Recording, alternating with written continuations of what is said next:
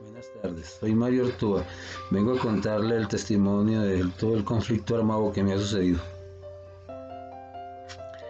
En el noviembre del 93 trabajaba yo de conductor recolectando leche y en la vereda Fruticas, el frente 51 y 53 de la FARC, por no ser servidor, me sacaron, me dieron 3 días porque me iban a matar. Este fue el primer hecho victimizante que se sufrió dentro del municipio de Chipaque, pero con respecto a este hecho no fue donde se certificó el desplazamiento y no se estipularon como víctimas la familia. A través del tiempo se volvió a presentar hechos victimizantes que nos contarán a continuación para llegar al punto donde se reflejó que la familia fuera parte del grupo de víctimas que ha tenido Colombia. Sí, las víctimas entre la familia, yo he sido 2 veces. La primera vez fue la que comenté anterior. Me tocó irme desplazado, sacado por la guerrilla. Después, bueno, volví aquí, retorné mis cosas, bueno, otra vez, bueno, más o menos estábamos bien. En el 2001 me mataron a mi hermano el menor que tenía la ruta donde yo estaba recogiendo leche. A él lo mataron en esa vereda y fue muy triste porque allá no llegó ni la justicia, nadie a recogerlo. Tocó recoger el mismo carro, echarlo a la carrocerita, para con la ruana y traerlo para el pueblo. Y ahí en adelante, bueno, eso fue otro calvario. Seguimos y eso en el 2000, noviembre del 2000, el 3 de noviembre del 2000. En el 2001, el 23 de agosto, los paramilitares mataron a otro hermano a medio kilómetro de Chipaque, del pueblo, el casco urbano. Tampoco nadie siguió a nadie, no hemos tenido apoyo del Estado, nada, no hemos tenido nada. Hasta ahí hemos vivido un calvario grande en toda la familia. Después, hasta ahí no hemos tenido apoyo de nada. La justicia nunca ni siguió, ni investigó, ni nada. Únicamente la última que supimos es que el que hizo eso confesó 208 homicidios y con 8 años pagó. Y listo, ya no se ha sabido nada más. ¿Te sabe las causas de la muerte de su primer hermano? La causa en la investigación es lo que se ha sabido por los vecinos y por la gente, porque él bajaba con el carro con la leche y los de la guerrilla estaban por la vieja de la carretera y él no los vio. Entonces, más abajo de la carretera que va para UNE subía el ejército.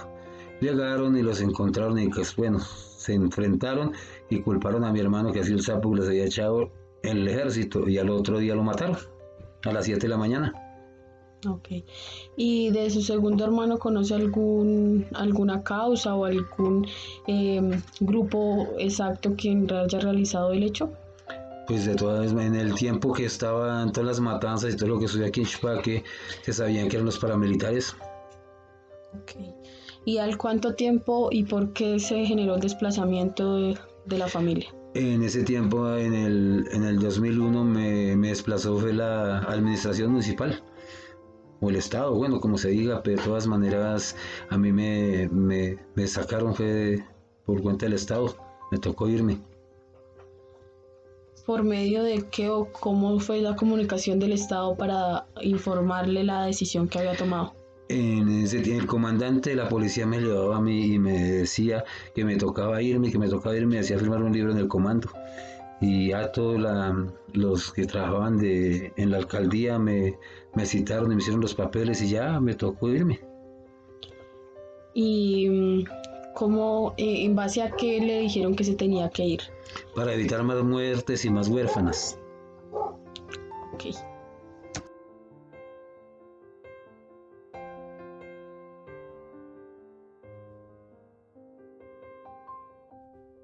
Del desplazamiento usted llegó a Bogotá. En el momento de llegar a Bogotá, ¿usted recibió alguna información o al salir de la alcaldía de Chipaque le brindaron alguna información sobre apoyos, beneficios que pueden obtener por su estado de víctima? No, nada, ni nadie me comunicó nada. O sea que nunca obtuvo ningún beneficio de los que están relacionados a las víctimas. No he tenido ningún apoyo, ninguna ayuda de ninguno. Con respecto a su primer hermano, ¿no se obtuvo información ni nadie se hizo responsable de este homicidio? No, hasta el momento nada, no se ha sabido nada. Únicamente, como le comenté anterior, únicamente los vecinos y se sabía eso. No se ha sabido nada más. Por cuenta del Estado no se ha sabido nada, ni ninguna investigación. Ok.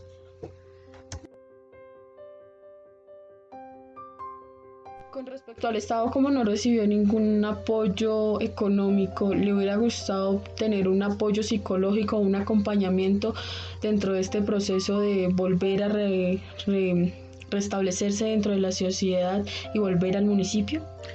Uy, el apoyo, claro, psicológicamente ha sido lo mejor, pero así volví al municipio. Pero ha sido duro porque psicológicamente uno no olvida eso es muy duro. Le queda a uno la... La herida muy grande. Ujú. Muchas gracias.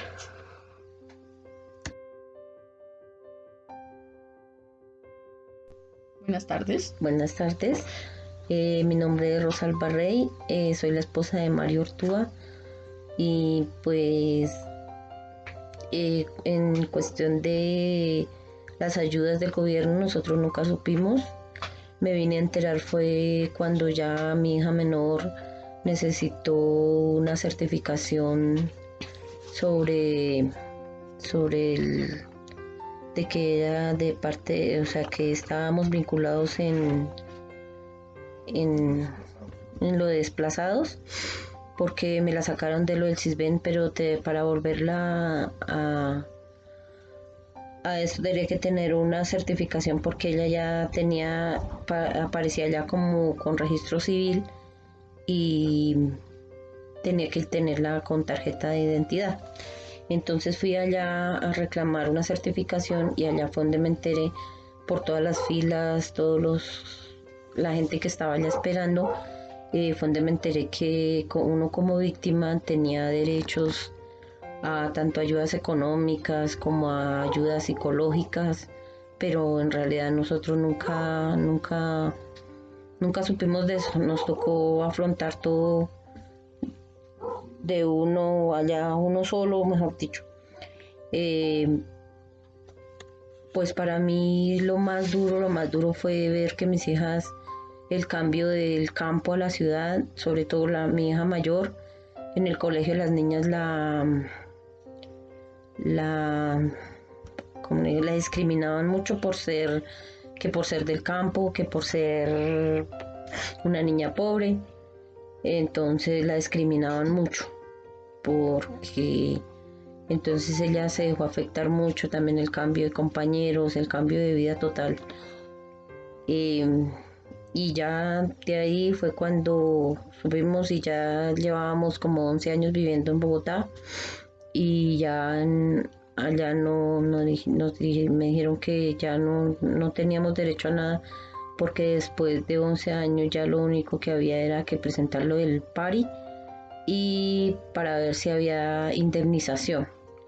Y ya en eso fue cuando también ya volvimos otra vez al pueblo y acá en el pueblo fue donde por parte de la personería nos llamaron, nos dijeron que había un programa de desplazados y ahí fue donde nos dieron las pocas ayudas que hemos recibido.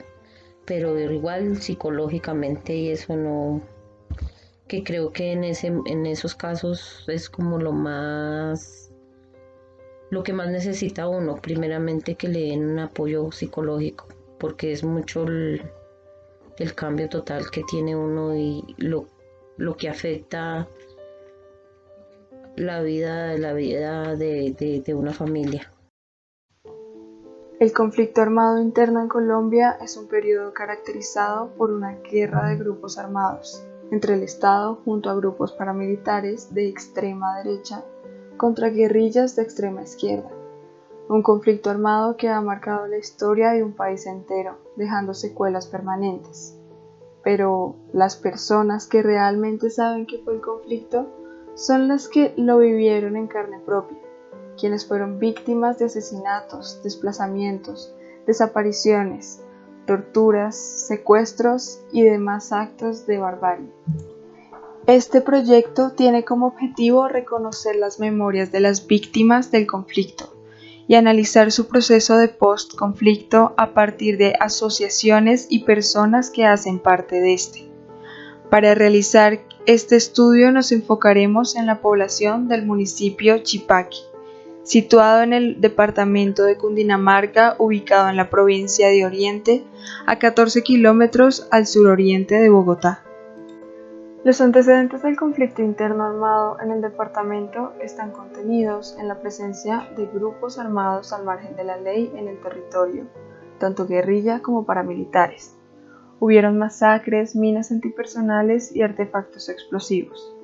Esto debido a las características geográficas estratégicas con las que cuenta el departamento y por la cercanía que tienen algunos de sus municipios con la capital del país. Cundinamarca se convirtió en uno de los corredores de los grupos armados. Históricamente, las FARC establecieron varios frentes guerrilleros en los municipios. Dadas sus estrategias de expansión, sometieron a la población civil, reclutaron personas, amedrentaron a la comunidad y ejecutaron hechos victimizantes como homicidios selectivos, secuestros y extorsiones. Como consecuencia de esto, surgieron también los grupos de autodefensa, quienes ejecutaron una estrategia de contención de la guerrilla, y a su vez también cometieron delitos de lesa humanidad, como masacres, asesinatos selectivos, violaciones, desapariciones forzadas, entre otros. Todas las víctimas fueron campesinos de la región. Tuvimos la oportunidad de entrevistar al personero de Chipaqui, Emir Ernesto Rodríguez Garzón, quien es el responsable de realizar con y para las víctimas procesos de paz y reconciliación. Aquí pequeños fragmentos de la entrevista. Cuando yo llegué a ese municipio en el 2016, encontré una población víctima, digámoslo, dispersa, encontré una población víctima que como que no le ponía mucho cuidado a las cosas, únicamente, perdónenme la palabra, les importaba era la fecha de entrega de mercados, pero no había como ese ánimo de querer realmente trabajar unidos como población, como grupo significativo, digámoslo así. Entonces yo empecé a agruparlos, hacía actividades, conseguía recursos para de pronto hacer un almuerzo, hacíamos actividades recreativas. Ya cuando vi ese, entonces ya empecé, y fue cuando creé la asociación de municipios, la asociación, perdón, de víctimas, ¿sí?, del conflicto armado. Y hicimos todo el tema legal de los estatutos, conformamos la junta, se radicó ante la Cámara de Comercio, le dieron su NIT tributario, se abrió una cuenta en el Banco Agrario allá del municipio, se dieron unos aportes inicialmente, se fijó una cuota, ¿sí? Entonces los impulsé para que como asociación se mantuvieran unidos y nombraran una persona que vieran que tenía las cualidades para que lo representara en el consejo. Como personero tengo en mente con la población víctima del conflicto armado central aquí en Chipaqui, ¿sí?, que como te digo, para mí, como funcionario público y como personero, pues, tienen una especial connotación, ¿sí?, porque pues muchas veces uno no conoce cuáles fueron los hechos reales, ¿sí?, porque pues algunos de ellos es entendible, no quieren que sepa, ¿sí?, cómo fue el hecho victimizante, ¿sí? Para no revictimizar. Exactamente, ¿sí? Pero sabemos que no fue fácil. Haya sido el hecho victimizante, cualquiera de ellos, por más leve que haya sido, no fue fácil, ¿sí? Entonces, por eso es que yo tengo como saben de que pues a ellos hay que darles un tratamiento especial, más no tenerles lástima ni pesar. No, o sea, eso ya pasó y hay que echar para adelante. En lo personal, yo veía que hay mucha gente que no recibe ayudas, porque si recién desplazados no buscan ayuda, sino van a tratar de sobrevivir, ¿sí? Y no saben y no tienen conocimiento de que hay ayudas para gente que está recién desplazada, claro, recién a cualquier hecho victimizante, como hay otras personas que ya tienen sus casas, tienen sus planteamientos y siguen recibiendo ayudas. Siguen recibiendo, sí. Es que mira, precisamente ese es un punto que no se ha podido de pronto tocar con más profundidad, precisamente porque no nos podemos reunir. Porque es que muchos de las víctimas no tienen de pronto la oportunidad de tener Face, de tener WhatsApp, ¿sí? para poderse enterar de lo que tú dices, de las ayudas que hay, ¿sí? Que su merced ha trabajado acá en Chipaque, ha podido notar o en lo que sabe las historias o eso, sí se le dio apoyo a las víctimas y las víctimas sí sienten que hubo justicia, porque pues en lo personal, en el caso de mis tíos, hubo como, no sé cómo se llama o qué nombre le dan, que el que lo mató confirmó que sí, que había sido él y cómo lo había hecho, que si eso lo sienten como justicia, si conocen la justicia transicional y si saben que es la JIP. Claro, importantísimo, porque es que mira, por eso el gobierno nacional, a raíz de la justicia transicional, fue que creó la ley, ¿sí? La ley de víctimas, separación, indemnización y no repetición, ¿sí? Pero esos tres componentes muchas veces las personas no tienen conocimiento exactamente de qué se tratan, de qué es, ¿sí? Por eso para mí es muy importante los comités de justicia transicional. ¿Por qué?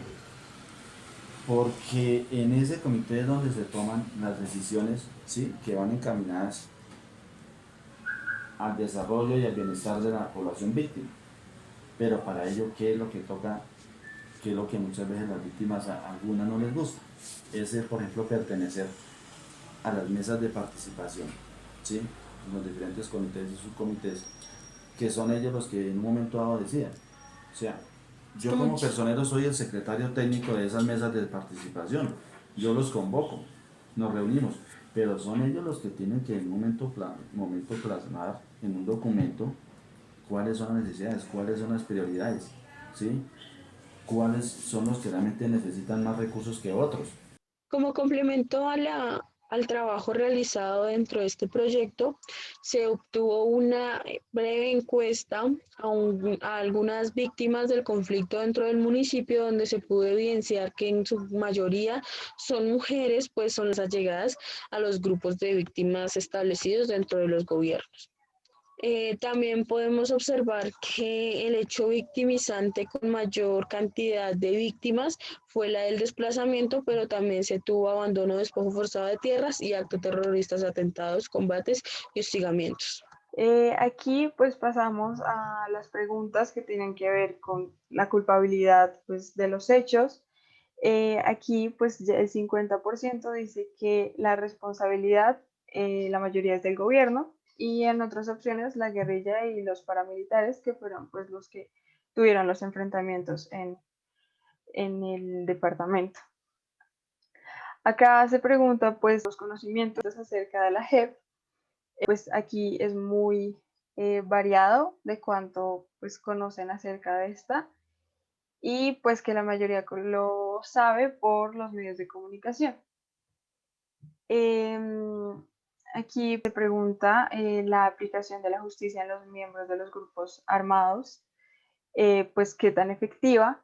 De una escala de 1 a 5, la mayoría de los encuestados dice que nada, no cree que haya habido justicia. Aquí pues hay varias preguntas de que si considera que puede haber justicia para las víctimas respecto a la violación de derechos humanos. Vemos que la mayoría dice que no, y que esto se debe a que la justicia no ha actuado y que el gobierno no cumple lo que ofrece.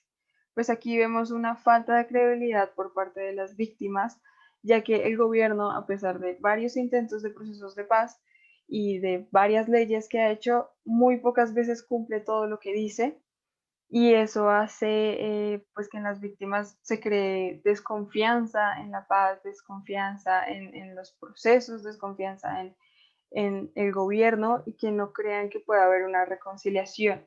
También podemos observar como una base fundamental para la reconciliación, para los procesos de paz, para evitar como esos casos de impunidad, pues obviamente las familias de las víctimas o los mismos o las mismas víctimas estar abiertas al perdón, que es una forma, o sea, un poco efímera de decirlo, porque pues obviamente son hechos muy violentos, son hechos muy difíciles de afrontar, y más que nunca se le brindó un apoyo psicológico a las víctimas, Nunca se tuvo como la prioridad para esto, cuando fue una parte fundamental para afrontar cada uno de estos hechos.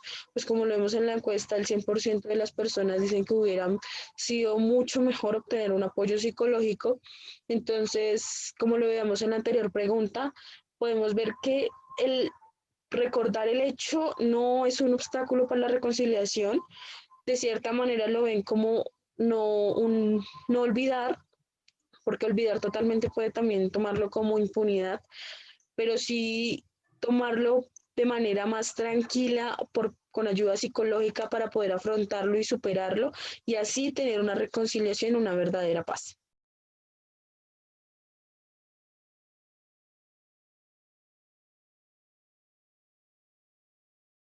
Me parece increíble lo insignificante que se vuelve una vida. ¿Cómo hacen que no valga y quede reducida a nada? ¿Cómo logran que uno como ser humano ya normalice todo lo ocurrido en nuestro país y que se vea la muerte como un capítulo más en la vida diaria?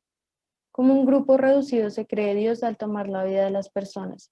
Y cómo el mismo gobierno encubre estos actos. Pero ahí seguimos, como en un círculo vicioso, porque seguimos escogiendo a los mismos dirigentes que llevan gobernándonos por años, esos que siempre han estado en busca del poder y del beneficio de ellos mismos. Mientras estaba realizando este proyecto, mi mamá me recordó la historia de cuando mi abuela era pequeña. Ella vivía en Nocaima y pues era una zona gobernada por la guerrilla. A ellos les decían la chusma porque pues solo querían que les dieran las gallinas, el ganado, las frutas, en fin. En esa época mi bisabuela quedó viuda a cargo de 5 hijos y aparte estaba embarazada. La mayor era mi abuela, entonces cuando llegaba la guerrilla a la finca, mi abuela lo que hacía era esconder a los hermanos debajo de las hojas de una mata llamada mata ratón. Desafortunadamente lo sacaron de la tierra y mi bisabuela buscó asilo en Villeta, donde una tía. Pues esta no tenía muchas comodidades, entonces a ellos los dejaron vivir en una chocita donde tenían las herramientas y todo eso. Obviamente no había luz ni agua, o sea, les tocaba salir al pueblo y todo eso. Mi abuela dejó una noche la vela prendida y se incendió la choza, entonces pues perdieron todo, quedaron sin nada y pues mi bisabuela ya no sabía qué más hacer.